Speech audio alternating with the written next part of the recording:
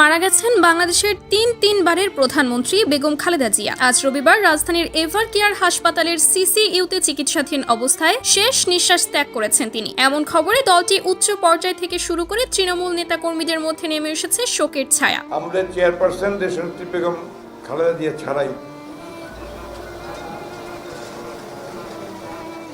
Sorry, আপনারা একটু বন্ধ করেন।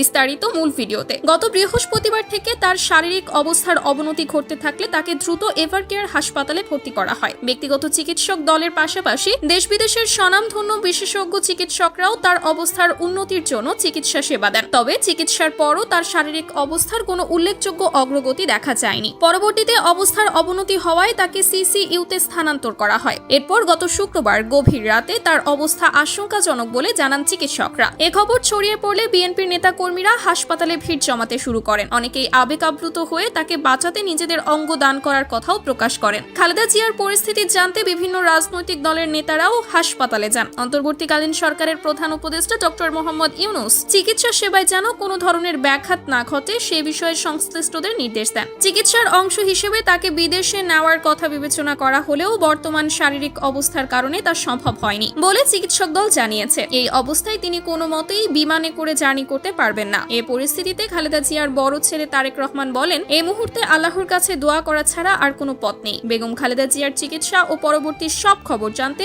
সর্বশেষ আপডেট পেতে আমাদের সঙ্গে থাকুন।